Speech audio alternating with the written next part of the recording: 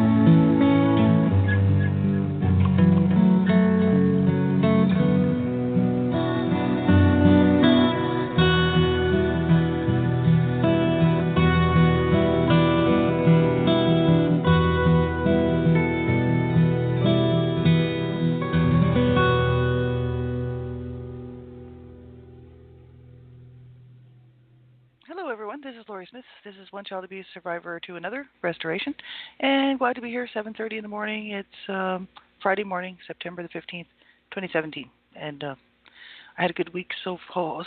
Hopefully yours is going good, and I just want to thank everybody who's been tuning into the shows, and hopefully they're helping somebody out there, and I know they're helpful for me.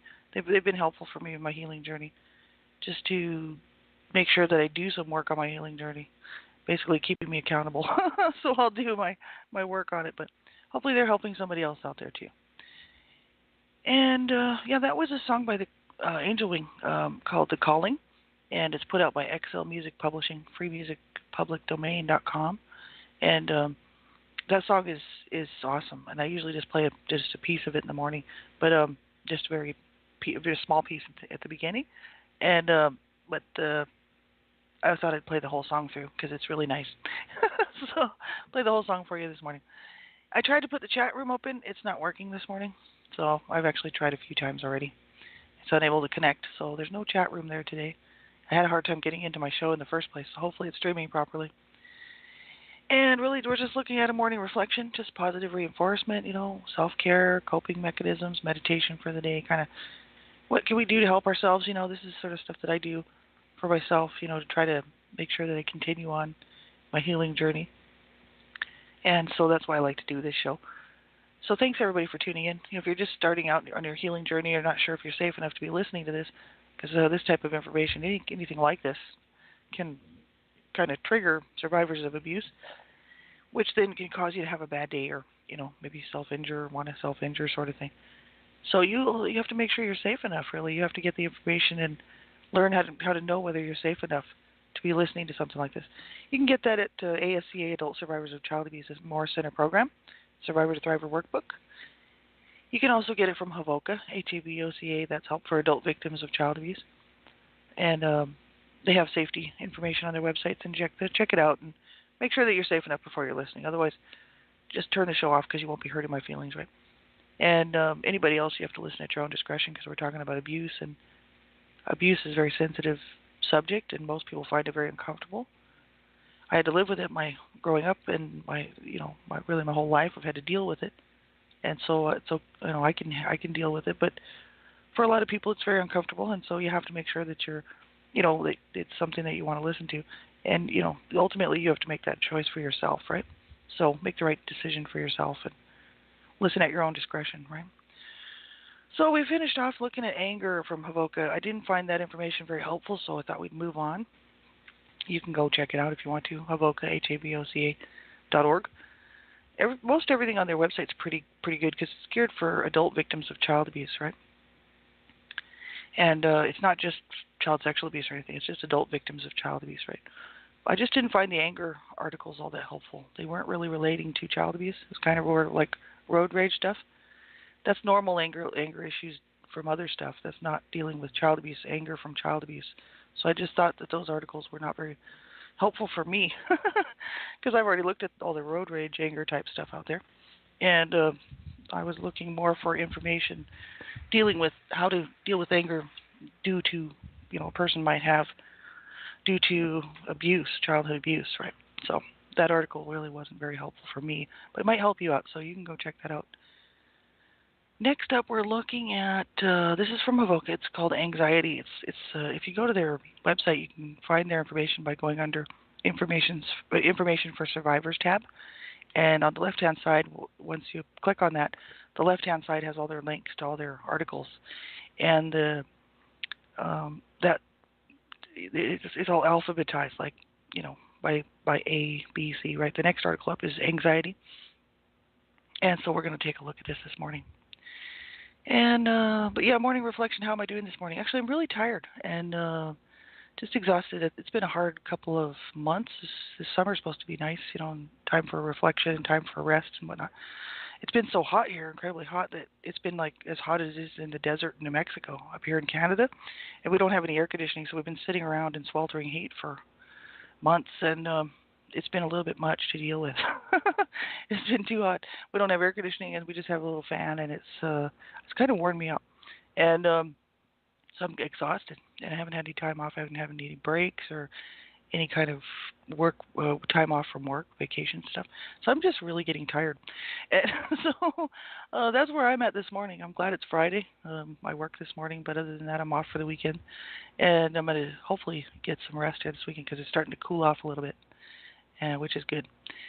So how am I doing on my healing journey? I don't feel anything, I didn't have any kind of, trouble with anger or, sort of flashbacks or anything like that through the week.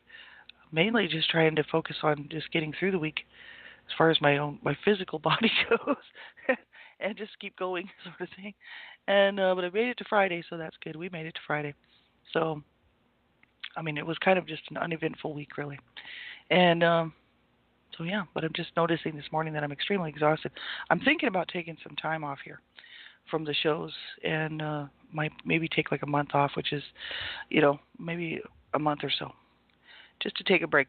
But we'll see we'll see where we're at, because I'm just sort of debating as of like this morning. I was sort of sitting around thinking about it, taking a little break, and but we'll see how that goes, because I'm not quite sure. I need to get in touch with my feelings on it. We're trying to move, my husband and I, and we're trying to do a lot of different things, and we're not getting anything done. So I'm kind of saying, and I'm exhausted. So I'm like, okay, something's got to give here. So I'm not sure. We'll see. I might continue to do the shows. I'll let everybody know for sure. You can see that on my show page anyway for upcoming shows. So if I do take a break, you'll be able to see that. So Yeah, we'll look at anxiety. This is from HAVOCA, HAVOCA, Help for Adult Victims of Child Abuse. Um, Anxiety is the next article. They said here, I'm just reading right from their website. I haven't looked at this article or anything ahead of time, so this is the first time I'm seeing it. It says, we're all used to feeling anxious from time to time. When we're facing a job interview, the possibility of redundancy, or awaiting the results of an important medical test, we feel worried about what might happen, tense and anxious about how we'll be affected. We may think about whatever is worrying us all the time and find it hard to concentrate on anything else. The strain on us can show itself in different ways. So we may have difficulty sleeping or lose our interest in food.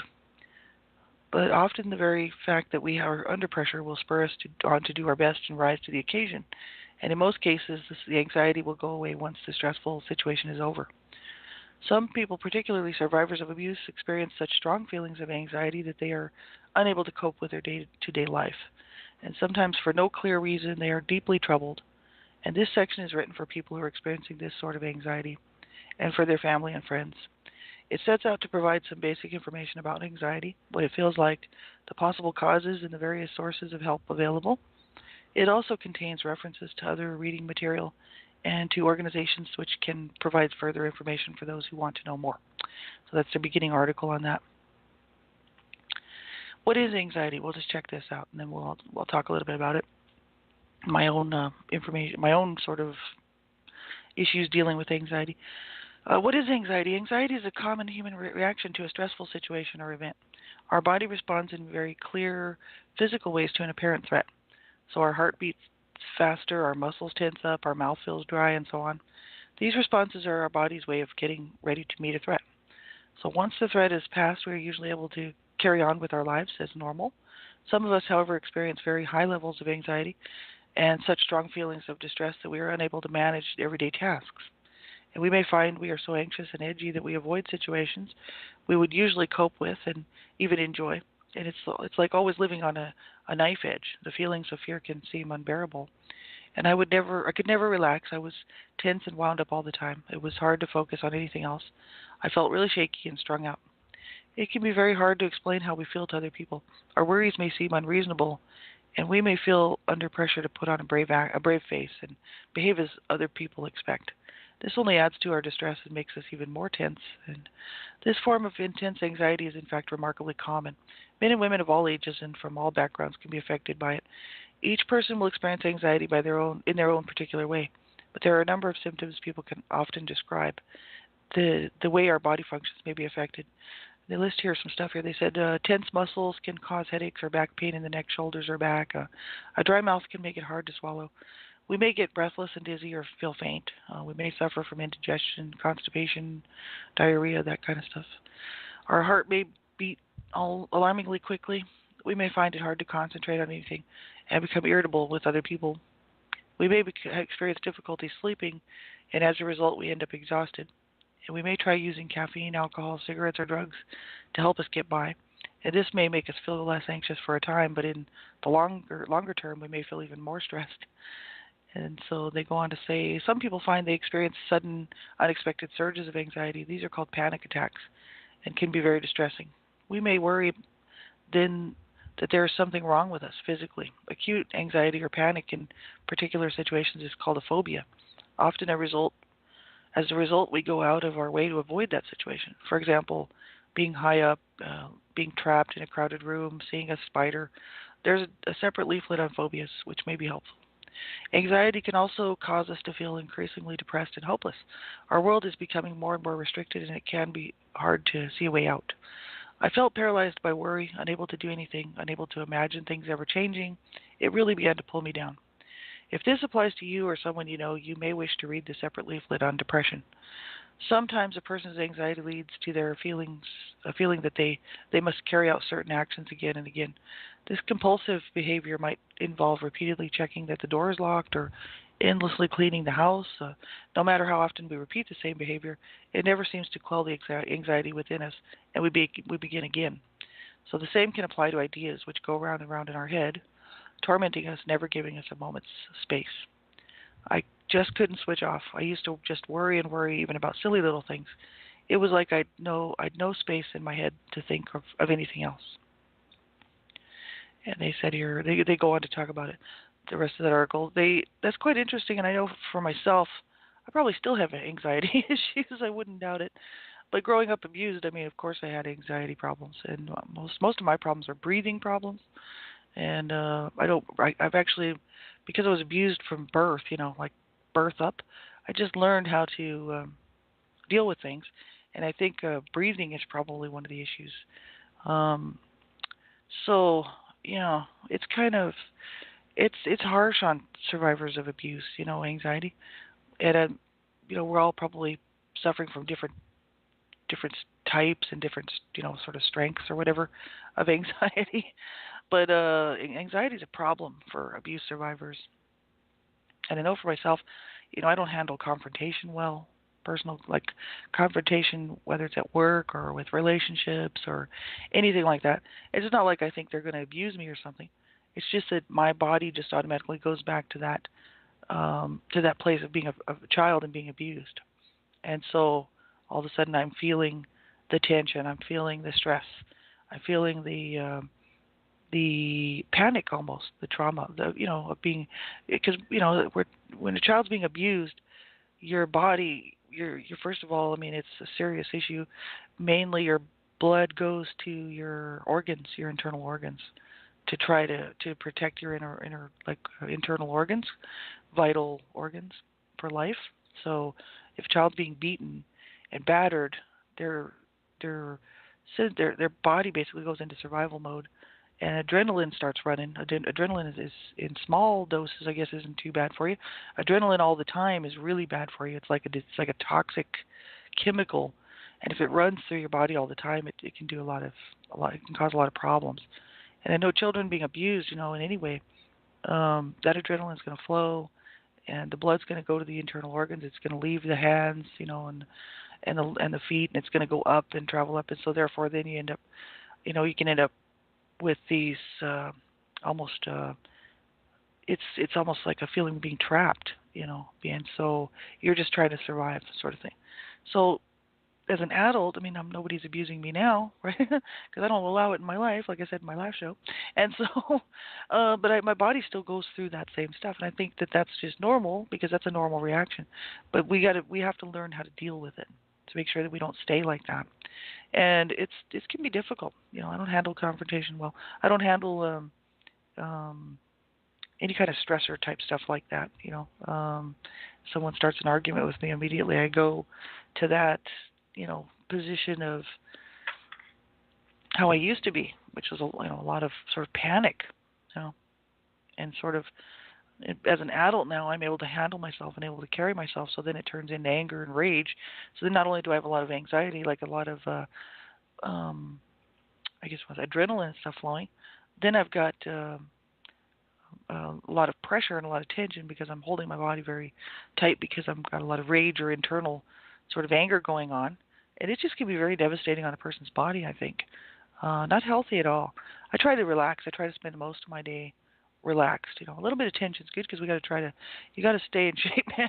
Just can't be so relaxed all the time. You're just like a marshmallow laying around. The body needs to be functioning.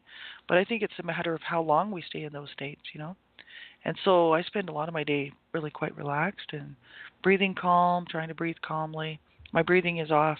I know it's from the abuse that I suffered as a child. And a friend of mine is a psychotherapist, and my friend, it helps to have a friend who's a psychotherapist. She was telling me I definitely need breathing work. I need to do some breathing work, and I probably need a professional to help me with that. And it's because I was abused, so my breathing is way off, and I can't even control it because it's not something that it's not that I was treated really well until the age of 10 or 11 or 8 or something, and then all of a sudden the abuse started, and then that would be a huge shock to a child, I guess. For me, I just grew up in abuse. So I grew up in a domestic violence. My parents were fighting all the time and hurting each other and abusing the children. It was a horrific situation to grow up in. So that was my norm, right? So I don't even recognize a lot of the stuff that I'm doing, that I do. So that's why that's why I do this show, just to sort of stay on it and stay on my healing journey to try to help myself to deal with this stuff.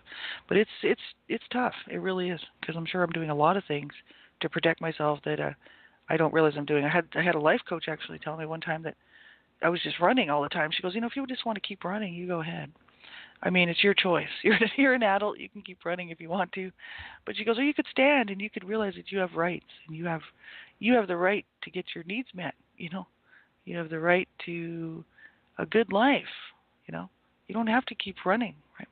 Because it's, as a survivor of abuse, many times we want to run from what's causing us pain, run from what's causing us trouble. I mean, I used to run, but I'd get beaten. As I stopped running, I was like, this was better for me if I'd be beaten anyway, but I'd really be beaten extremely bad if I ran. My mother was my main abuser, and she was horrific, man. So it's like I just learned to just stand and take whatever's coming. It was a little easier than dealing with the beating coming from running, right? So, I just learned to take it. But the thing is it's that fight or flight response, right? When someone's going to attack you, when you're a little child and being abused like that, someone's coming at you, it's that flight or fight response, and your body goes into shock, basically. It's that adrenaline running and the heart pumping and, all the blood going to the main organs, and all of a sudden, you're in shock. It's really like a shocking thing to be abused like that in any way. And then, of course, the verbal stuff is very damaging, especially with the physical abuse, because it's the verbal. All the abuser has to do then is start the verbal abuse, and it gets that adrenaline going. So I spent my whole life in adrenaline, as an adrenaline junkie. I couldn't help it because that was forced on me, being abused, right? So as an adult, I mean, I'm actually very mellow as an adult, and I don't do much that's going to cause adrenaline to run, because I don't like that feeling, because it stems from the abuse. I don't like that feeling, and if I have to be careful what situations I get myself into, because I don't like that feeling, and I like to feel calm and at peace, and I like the feeling of allowing my body to relax and my muscles to relax, and try to just breathe properly and get rest, and it's a big deal, for people who've been abused. This sort of stuff for most people, is not a big deal, but for survivors of abuse, it's a huge deal. I know actually survivors, without naming names, who can't cope on a day-to-day basis because of their anxiety, and that's harsh. It's very harsh. They can't hold a job because they just cannot deal with things. And I've known several people over the years, and I mean, I feel bad for them. I feel horrible for them, because I've been able to maintain and go to do what I need to do, go to work, do whatever, and then deal with my stuff after work. Whereas some people just can't do that, and that's not their fault. It's the abuse. It's what the abuse caused, and it's just absolutely horrific, right? This stuff. So this is kind of an interesting article to go through. So we'll pick up the rest of this, and we'll take another look at it. If I'm not taking a break, then on Monday. I'm just deciding whether I'm going to take a break here or not. I may not. I may decide just not to take a break. I'm just making a decision here today. So it'll reflect on my show page there. You'll be able to see. If I do cancel some shows, you'll know, because you'll see the next show coming up. It'll have a date on it, right?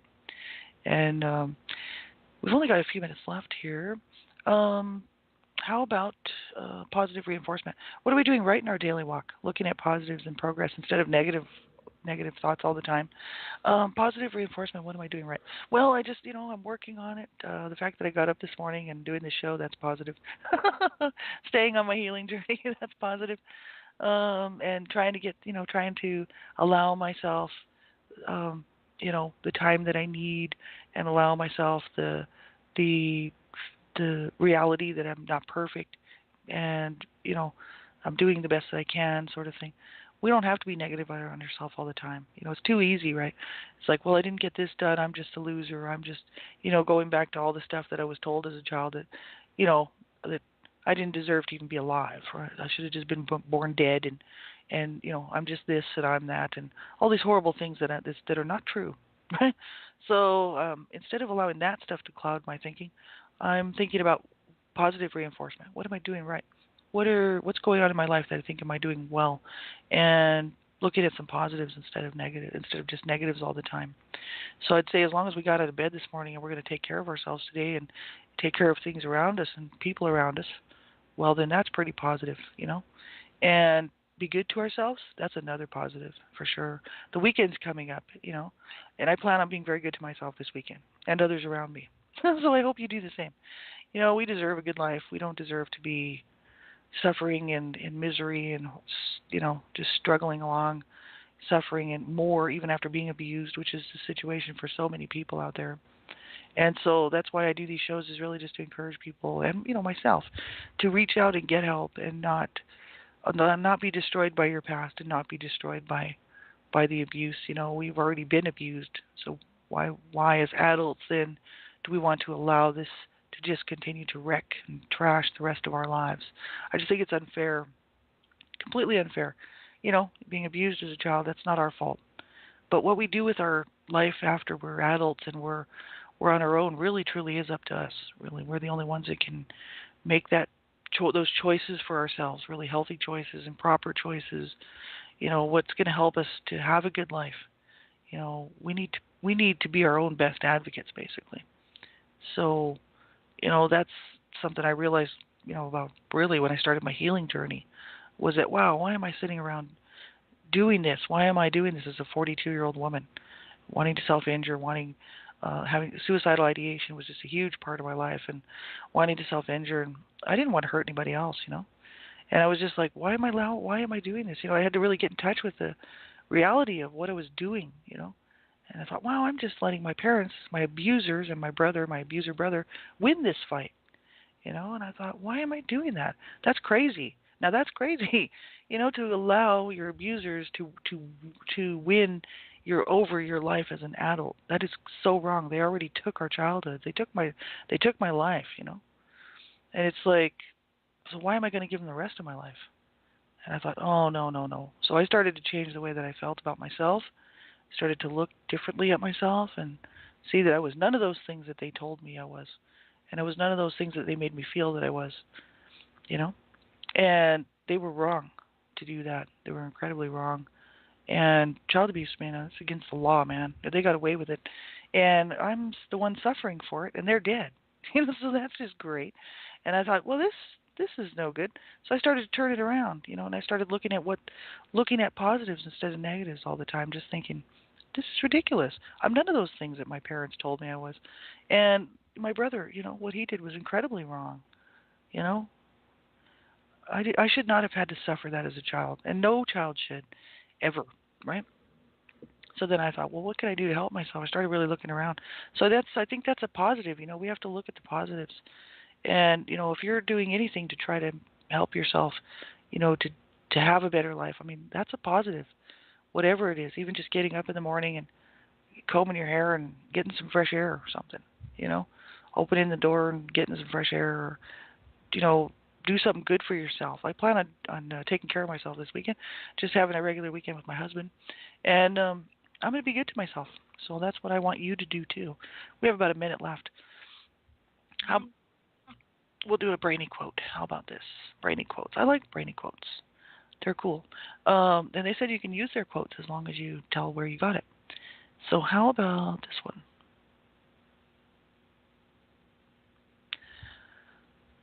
I have decided to stick with love. Hate is too great a burden to bear. Martin Luther King Jr. That's awesome. I have decided to stick with love. Hate's too great a burden to bear. Martin Luther King Jr. That's awesome. So I wish you a really good weekend. I hope you have a good weekend. If you don't have a good weekend and you're struggling and you're having a hard time, like so many times we do, you reach out and you call a crisis line. You call somebody, but you make sure you get some help. Join an anonymous support group. That's always helpful. You don't even have to say who you are. You can just join and get help, right? There's lots of help out there. You just have to look around. But you take it easy. You take good care of yourself. And we'll talk to you again. Bye-bye.